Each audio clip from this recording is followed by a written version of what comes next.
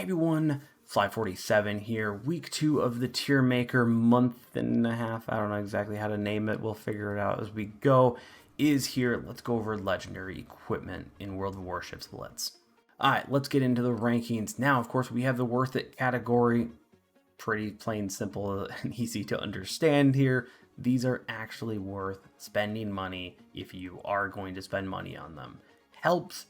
These, of course, are ones, in my opinion, that they don't help enough to make sense to put that amount of money in, but if you do happen to really love these ships, they're worth it, and I generally would pick them up. Luckily, most of them are in there, so that's not a bad place to be, but I wish more of them were in the worth it category. And the final one is needs fixes, and these are ones where they just straight up, in my opinion, aren't really a big enough boost to really help or change up that ship or make it reasonable to spend any money or time, especially when you can buy it for free XP. It's kind of, it's just generally not worth it.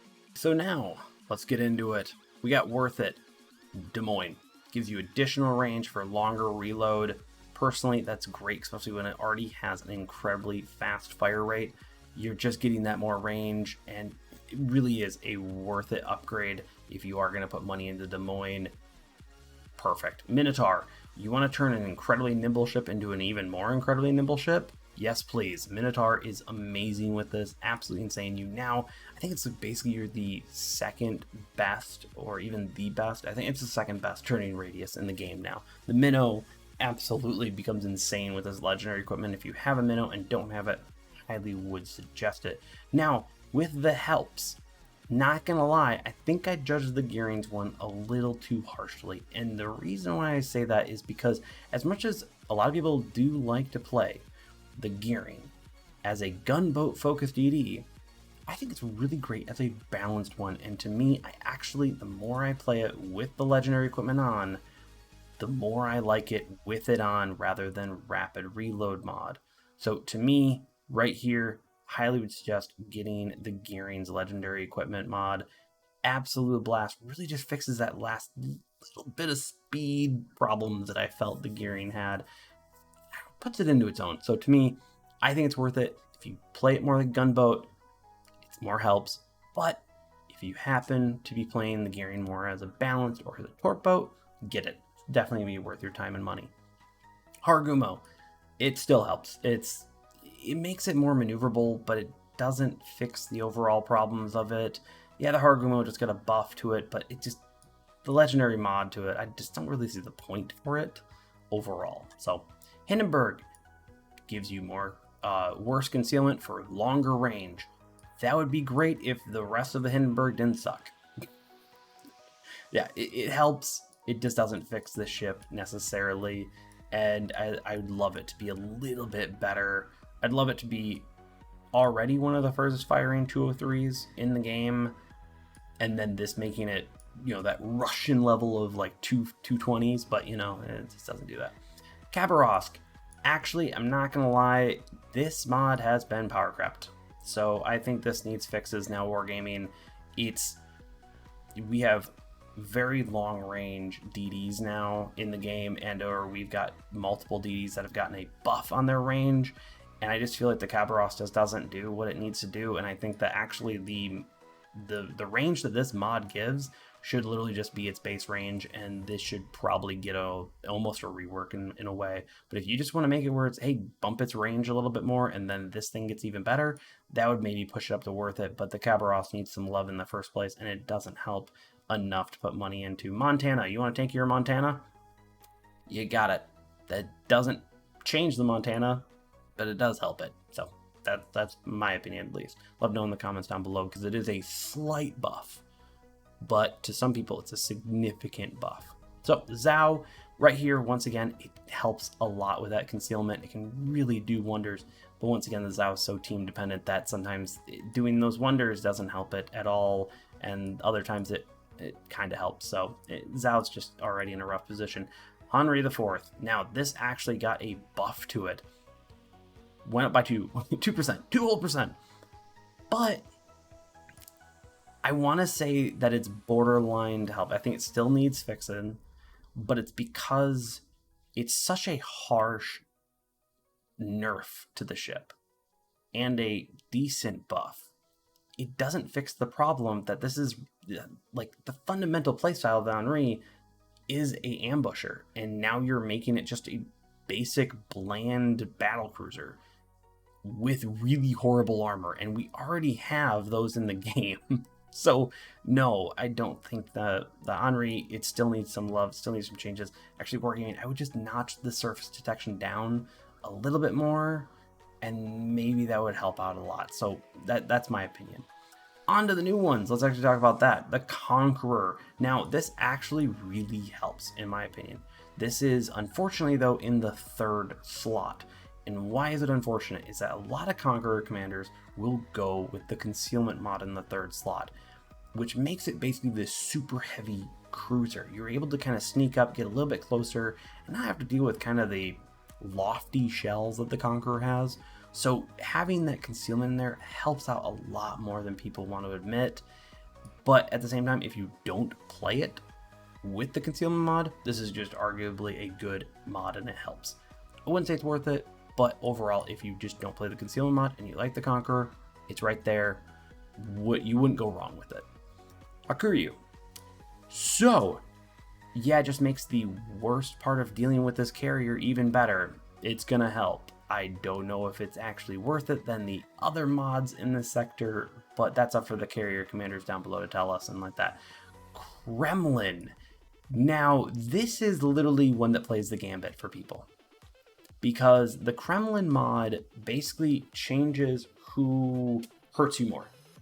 So when you're playing the Kremlin off the bat, without this, realistically, other battleships are your biggest enemy, and they hurt. They can just backhand slap you whenever they want to, and it's painful. But when you put this mod on, now you can take a full salvo from the Vermont and not feel like most of your health is gone. And that's really nice. The unfortunate thing is now you have this just enough armor situation that small caliber and middle caliber guns now start to full pen you all the time. We've done some science in the past on this one, and I do believe other creators have covered this a lot better than I can, Terry especially.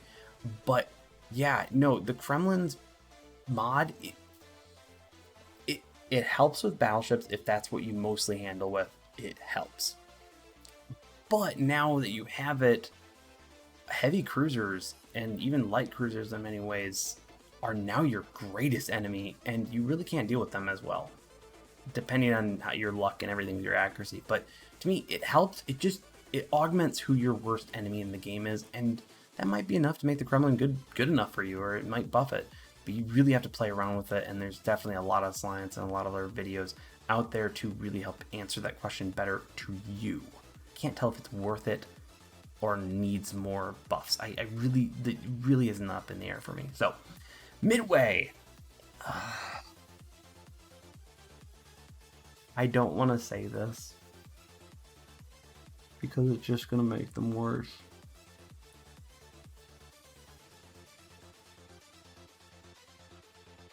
It's just so much. Midway bombers are already good, and hey, by the way, here's another buff to them. Yeah, Midway commanders, you can comment on it. Tell us if you notice the difference, but to me, in my very limited testing, mostly with bots, because of course you can just test it on bots and whatever, I don't want to be that cruel to test it on normal people, or make a team have to deal with me playing carriers.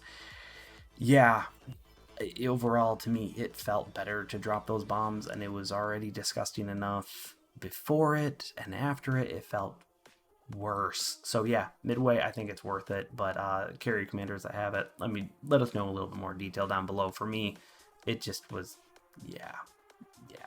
So, Worcester, it helps. Yeah, it's kind of basically a mixture of a range mod, a dispersion increase, and everything, and a little bit of an AA buff there, but I just rather have the regular AA buff already. The dispersion is different, and if you can deal with the Worcester, I'm just going to say it probably is worth it to you. to me, I can't really deal with the Worcester. I'd just say that it helps it. It's not mandatory or worth it in general for that amount of money or that amount of free XP. Just to me. But I could see why someone would pick it up.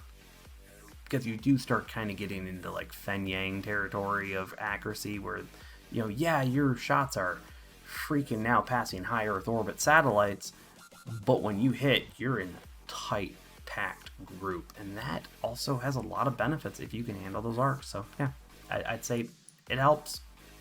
Not sure if worth it. Depends on the player. So Yamato needs fixes. So I say this because it's kind of similar to the Henry IV. The buff does not help the nerf enough to outweigh the balances to it.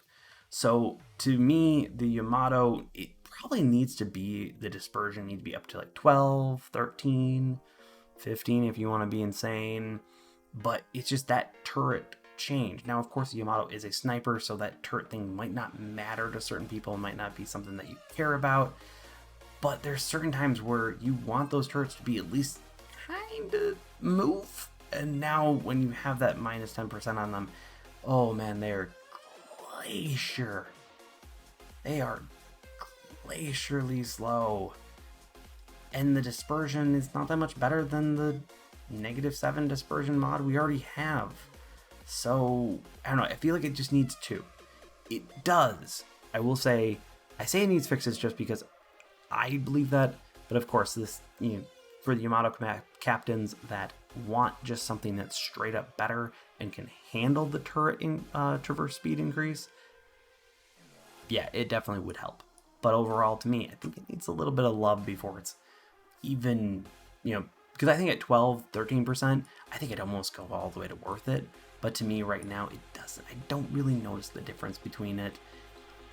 It's really in between there for me. So let me know in the comments down below where your thoughts are. Yamato captains or BB captains in general with it. But to me, I think it just needs a little bit more, and it might even just skip right over helps and go right to worth it to me. So yeah, that's just my thoughts, and this of course is the tier maker for legendary equipment. But this is just my opinion, so I'm looking forward in the comment section down below. Do you agree or disagree with me? The tier maker list, so you can make your own tier maker of this, will be in the description down below. Looking forward to all that conversation there.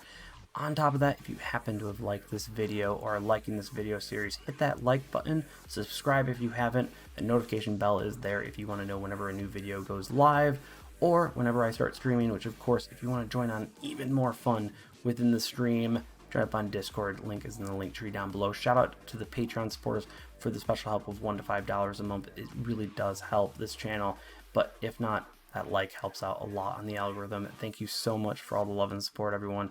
Hopefully you enjoyed today's video. Peace.